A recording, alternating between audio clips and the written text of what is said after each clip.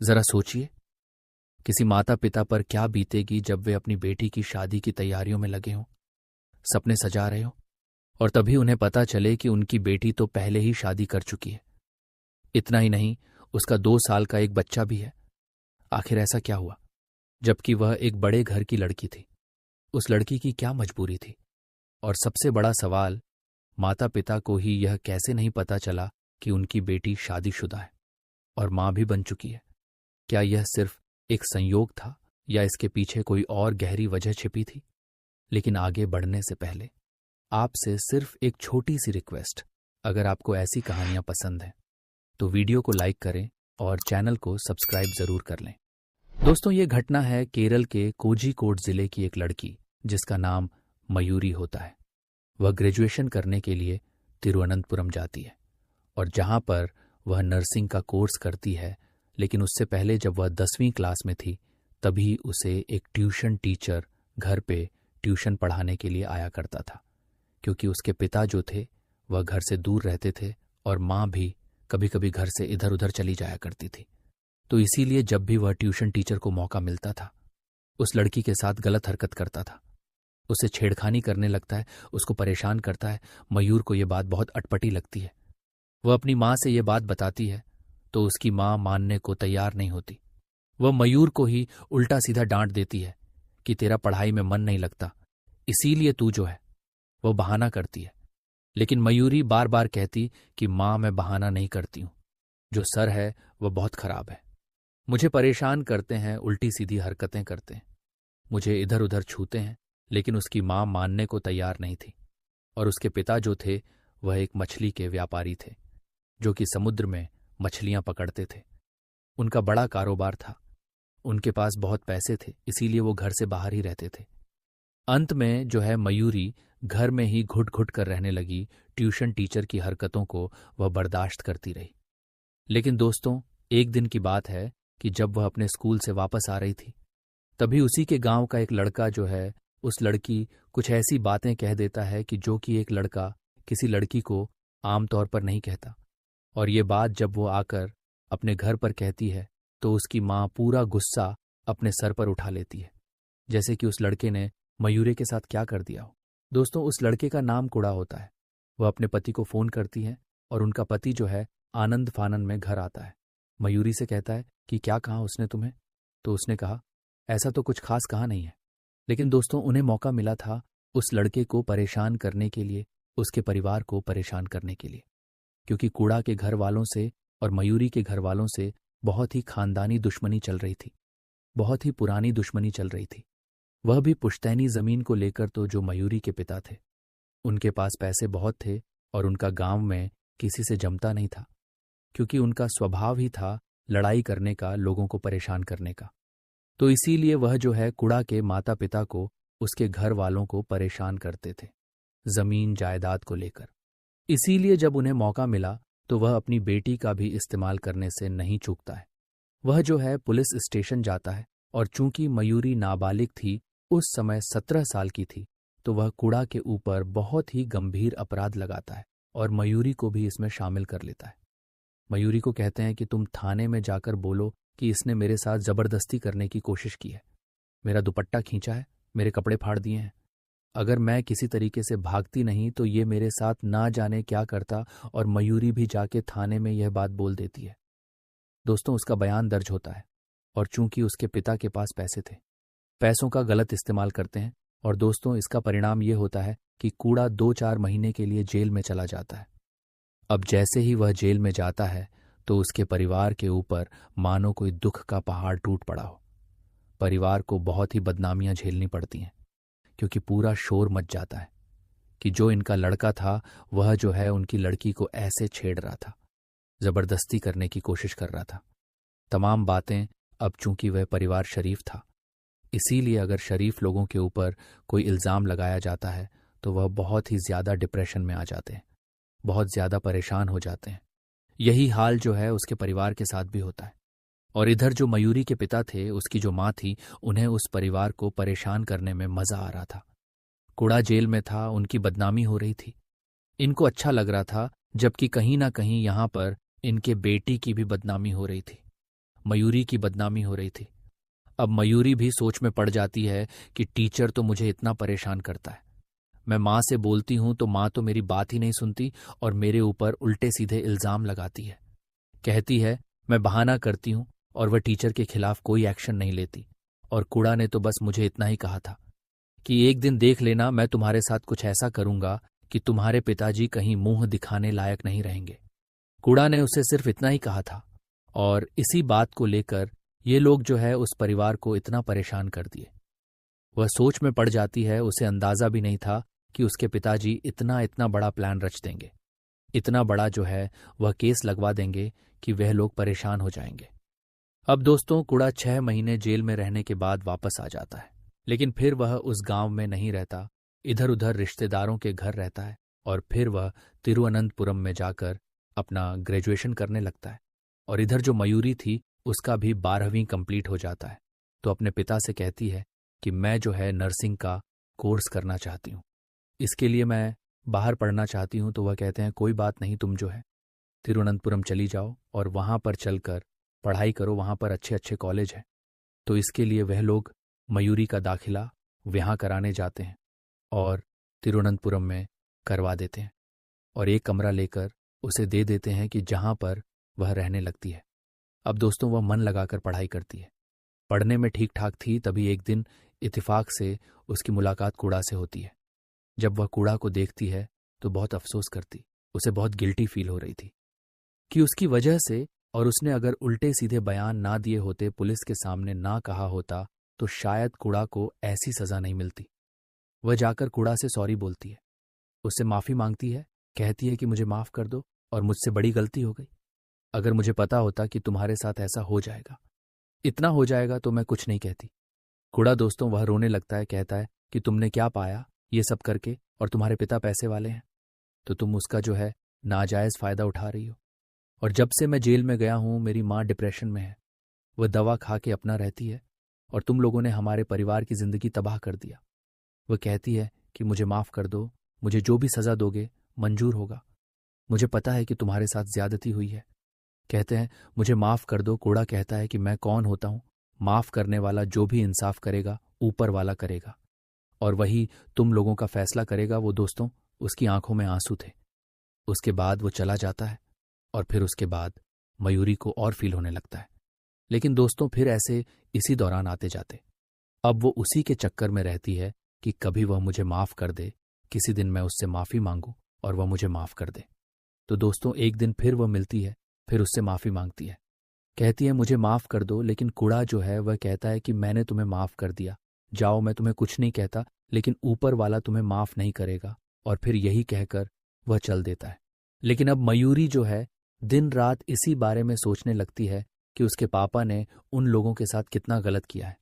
वह दोस्तों सोचती है कि मेरी वजह से ये सब हुआ है, और इधर जो उसके माता पिता थे उन्हें और भी परेशान करने में मज़ा आ रहा था। तो वह सोचती है कि अगर मेरी वजह से ये सब हुआ है, उसे जो है कूड़ा पर तरस आ रहा था, उसके परिवार पर तरस आ रहा था, तो वह सोचती है मैं ही इसका प्रायश्चित करूंगी।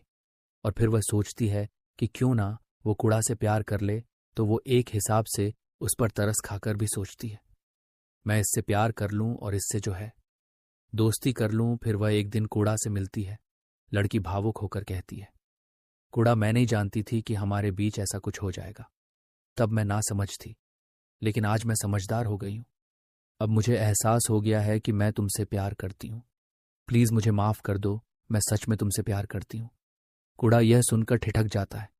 वह कुछ पल के लिए चुप रहता है, फिर सोचते हुए जवाब देता है, ठीक है, अगर तुम मुझसे प्यार करती हो तो मैं एक ही शर्त पर तुम्हारा प्यार कबूल करूंगा, अगर तुम मुझसे शादी करोगी। मयूरी कहती है कि यह तो कोई शर्त नहीं है, ये तो अच्छी बात है, अगर मैं तुमसे प्यार करूंगी तो शादी तो करूंगी ही। और दोस्तों, फिर वो जो है उससे दोस्ती कर लेती है और वह उसके कमरे पर आने जाने लगती है। और इसी दौरान दोस्तों, उन दोनों के बीच में रिलेशन बन जाते हैं, दोनों एक दूसरे से प्यार करने लगते हैं। और इसी बीच जो मयूरी थी वह प्रेग्नेंट हो जाती है। अब इधर जो है इसके जो माता पिता थे वह सोच रहे थे, जहां पर वह कमरा दिलाकर आए थे, कुछ दिनों बाद वह कमरा भी छोड़ देती है और वह कूड़ा के साथ ही रहने लगती है। और ये लोग सोच रहे थे कि वह अपना अलग कमरा लेकर रह रही है, हालांकि वह कूड़ा के साथ रहती थी, दोनों ही पढ़ाई करते थे। ये नर्सिंग का कोर्स करती थी और वह जो है ग्रेजुएशन कर रहा था। अब वो जहाँ पर रूम लेकर रहती थी, कभी कभी उसके पिताजी भी आ जाते थे और उसकी माँ जो है उससे बराबर बात करती थी, लेकिन कुछ दिनों में वह रूम छोड़ दी थी। इन लोगों को पता ही नहीं चला था कि कूड़ा के साथ वो रहने लगी है। और जब दोस्तों वह प्रेग्नेंट हो जाती है कूड़ा से, वह बताती है कि ऐसी सी बात है और कहती है कि अब जो है शादी कर लो। तो दोस्तों एक मंदिर में वो दोनों शादी तो कर लेते हैं, लेकिन अब उसे घर जाना था, क्योंकि 2-3 महीने में वो हमेशा घर जाती थी। वहां से कुछ राशन वगैरह लाती थी और अपनी मम्मी से भी मिल लेती थी। कभी कभी उसके पापा जब घर पर आते थे तो उनसे मिलाती थी। तो वह सोचती है, अब जब मैं 4 महीने की प्रेग्नेंट हो गई हूं तो मेरा पेट भी लोगों को दिखने लगेगा। क्यों ना मैं पहले ही एक बार अपनी माँ से मिलकर आऊं और उनसे 4-6 महीने का कोई बहाना बनाकर किसी तरह वापस आ जाऊं। एक दिन वह यही सब सोचती है और फिर कूड़ा से कहती है। कूड़ा उसे ध्यान से सुनता है और फिर कहता है, ठीक है जाओ। वह अपने घर जाती है, अपनी माँ के पास। अपनी माँ से मिलकर वह कहती है, मम्मी एक ज़रूरी बात है। अब मुझे पढ़ाई पर बहुत ध्यान देना है, क्योंकि मेरा फाइनल ईयर्स चल रहा है और पढ़ाई का फाइनल भी आ गया है। तो अब मैं कुछ दिन नहीं आ पाऊंगी। तो वह कहती हैं, ठीक है। पढ़ाई पर ध्यान देना, लेकिन उन्हें ज़रा सा भी भनक नहीं लगता। ना तो पेट से पता चल रहा था, ना तो शक्ल से पता चल रही थी कि इसने शादी कर ली है और ये जो है माँ बनने वाली है। वह उसे खुशी खुशी मिलती है और उसको खुशी खुशी भेज देती हैं। और जब वह आ जाती है वापस तिरुवनंतपुरम, तब जाकर जो है अब वह कूड़ा से बोलती है कि अब तो मैं तभी जाऊंगी जब मेरा बच्चा हो जाएगा। दोस्तों समय पूरा हुआ 4-5 महीने बाद। इस बीच उसके पिताजी बहुत कोशिश करते रहे आने की, लेकिन वह हमेशा टालते रही कि नहीं अभी मत आइए, अभी मैं बहुत बिजी हूं, अभी बहुत पढ़ाई पे ध्यान बहुत है। इसीलिए 1-2 बार आने का मन बनाए, लेकिन आ नहीं पाए। अब दोस्तों उसके बाद धीरे धीरे समय बीतता गया। जब उसका समय पूरा हुआ तो उसने एक बेटे को जन्म दिया और यहां तक किसी को नहीं पता कि इन दोनों के साथ क्या हो रहा है। कूड़ा के घर वालों को भी नहीं पता कि उनका बेटा क्या कर रहा है, किसके साथ रह रहा है, और मयूरी के घर वालों को तो पता ही नहीं था। फिलहाल उनको एक बेटा होता है।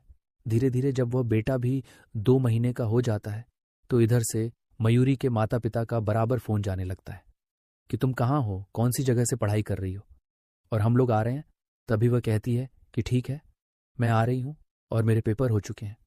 दोस्तों 2 महीने का उसका बेटा होता है। वह कूड़ा के पास उसको छोड़ देती है। वह अपने दूध पीते बच्चे को देखती है और फिर करीब 400 किलोमीटर दूर अपने गांव कोझिकोड जाने का फैसला करती है, जो तिरुवनंतपुरम से काफी दूर था। सुबह सुबह ही वह निकलने की तैयारी करती है। कूड़ा से कहती है, बेटे का ख्याल रखना, हमने उसका नाम आयुष्मान रखा है। कूड़ा जवाब देता है, जितना मैं उसका ख्याल रख सकूंगा जरूर रखूंगा, लेकिन तुम वहां जाकर रुकना मत, जल्दी वापस आ जाना।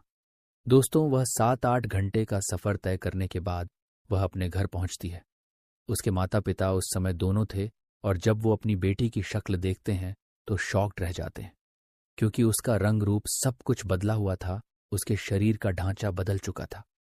उन्हें यह समझने में देर नहीं लगती कि उनकी बेटी किसी के साथ रिलेशन में है, और जो भी कुछ हुआ था उन्हें यह समझने में देर नहीं लगती। लेकिन तब तक बहुत कुछ हो चुका था। उनकी बेटी माँ भी बन चुकी है, यह उनको जरा भी अंदाजा नहीं था। फिलहाल वह वहां से 1-2 घंटे रुकती है और उसके बाद जाने लगती है। वह लोग कहते हैं, कहाँ जा रही है, अभी तो आई है, कुछ दिन रुको। लेकिन रुकना उसकी मजबूरी थी, जबकि वह रुकना नहीं चाहती थी। आयुष्मान को छोड़कर आई थी, वह वहां से जबरदस्ती निकल लेती है। कहती है मैं नहीं रुक सकती और मुझे जो है बहुत काम है। वह चली जाती है, लेकिन इन लोगों को तो पता चल ही जाता है कि कुछ ना कुछ गड़बड़ जरूर है। उधर वह जाती है और इधर ये लोग उसके शादी की बात करते हैं कि कैसे भी करके अब इसकी शादी करो, क्योंकि मामला जो है वह समझ चुके थे कि अब बहुत गंभीर है। हालांकि तब तक उसका कोर्स भी पूरा हो गया था। अब वो वहां से चल देती है। कूड़ा जो है किसी तरीके से आयुष्मान को संभाल रखा था। वह वहां पर जाकर पहुंचती है। जैसे ही आयुष्मान को देखती है अपने सीने से लगा लेती है और फूट फूट कर कूड़ा के सीने से लिपट कर रोने लगती है। कहती हमारा क्या होगा अब, हम घर पे कैसे बताएं, किसको बताएं। लेकिन कूड़ा कहता है कोई बात नहीं, मैं अपने घर वालों को बता दूंगा, शायद मेरे घर वाले मान जाएं। और दोस्तों वह अपने घर वालों को बता भी देता है। लेकिन इधर मयूरी के माता पिता एकदम से मन बना लेते हैं कि इसकी शादी करनी है। वो मयूरी की इजाजत लेना जरूरी नहीं समझते, उसके लिए एक लड़के से बात कर लेते हैं और शादी की बात पक्की कर लेते हैं और दहेज वगैरह का प्रलोभन देते हैं। लड़का भी अच्छा खासा था, लड़का भी तैयार हो जाता है और उसके बाद फिर ये लोग मयूरी को बताते हैं कि तुम्हारी शादी की तैयारियां हो चुकी है, हमने लड़के से बात कर ली है, अब तुम वहां से चली आओ और यहां पर शादी करो। वो कहती है कि अभी मैं शादी नहीं करूंगी, इतना पढ़ लिख के क्या फायदा, मुझे अपने करियर पर ध्यान देना है। लेकिन वो लोग मानने को तैयार नहीं थे। वो बोले शादी करनी है तो करनी ही पड़ेगी। दोस्तों, जब बहुत जिद कर देते हैं, मयूरी सोचती है कि अब क्या होगा। जब उसके माता पिता कहते हैं कि हम खुद तुमसे मिलने आ रहे हैं और जहां पर तुम रहती हो, जहां पर उसके पिताजी ने उसको कमरा दिलवाया था, वो दोस्तों फिर उनके पास फोन करती है और सारी सच्चाई बता देती है कि मुझे ढूंढने से कोई फायदा नहीं, मेरी शादी की आप लोगों ने बात कर रखी, उससे कोई फायदा नहीं, क्योंकि मैंने शादी भी कर ली है। जैसे ही वे यह सुनते हैं तो उनकी हालत ऐसी हो जाती है जैसे काटो तो खून नहीं। जो कुछ वे अंदाजा लगा रहे थे वह पूरी तरह से सही निकला, लेकिन इतना भी वो अंदाजा नहीं लगा रहे थे जितना कि मयूरी कर चुकी थी। तो वह जो है उससे बोलते हैं कि कहाँ शादी कर लिया, कब कर लिया, किससे कर लिया, तो सारी कहानी बताती है। और जब ये बताती है कि कुड़ा से ही मैंने शादी की है, तो फिर तो दोस्तों उनके आंखों के सामने अंधेरा छा जाता है। वह कहते हैं कि बिल्कुल नहीं, ऐसा हो ही नहीं सकता और हम लोग तुम्हें छोड़ेंगे नहीं। लेकिन मयूरी कहती है कोई फायदा नहीं। वो कहते हैं ऐसा तुमने क्यों किया? वो कहती है क्योंकि आप लोगों ने जैसा किया था और मेरी वजह से, मेरा इस्तेमाल करके किया था, तो मुझे ही पश्चाताप करना था और मेरी वजह से इन लोगों की जिंदगी बर्बाद हुई। कूड़ा की जिंदगी बर्बाद हुई तो आप लोगों को फिर भी मजा आ रहा था, तो इसीलिए मैंने ये सब किया। और अब जो है ये मुझे प्यार करता है, मैं भी इसे प्यार करती हूं, हमारा एक प्यारा सा बेटा भी है। लेकिन उसके पिताजी कहते हैं कि तुम जहां भी चले जाओ, तुम दोनों को हम चैन से रहने नहीं देंगे। वह जो है वकीलों की मदद लेते हैं, उनसे राय लेते हैं। वह कहते हैं कि भाई साहब, अब आपकी बेटी बालिग हो चुकी है, आप कुछ भी जबरदस्ती उन लोगों के साथ नहीं कर सकते। भलाई इसी में है कि आप उनसे सुलह कर लीजिए। लेकिन वह लोग मानने को तैयार नहीं थे। दोस्तों, ऐसे ऐसे 6 महीने और बीत गए और तब जाकर कुछ कुछ जो मयूरी की माँ थी वह मयूरी से बात करने लगती है, चोरी छुपे फोन पर। और उसे उम्मीद है कि एक दिन उसके पिताजी भी मान जाएंगे और जो कूड़ा के घर वाले थे वो तो एक्सेप्ट कर ही चुके हैं। तो दोस्तों, अभी भी इनका संघर्ष जारी है। इन दोनों को उम्मीद है कि जल्द इनका जीवन पटरी पर आ जाएगा और जल्द ही ये दोनों परिवारों के बीच में सुलभ समझौता करा सकते हैं। लेकिन दोस्तों, जो मयूरी ने किया, क्या वह सही था या गलत था? जो कूड़ा ने किया, क्या वह सही था या गलत था? क्या मयूरी को ऐसा करना चाहिए था? आप कमेंट में जरूर बताएं और वीडियो अच्छी लगी हो तो वीडियो को लाइक नहीं किया तो लाइक कर दीजिए, चैनल को सब्सक्राइब कर लीजिए। बाकी इस पूरे घटनाक्रम को सुनाने का उद्देश्य किसी की भावनाओं को ठेस पहुंचाना नहीं है, बल्कि आपको जागरूक और सचेत करना है। आप जहां भी रहे, स्वस्थ रहे, सुरक्षित रहे।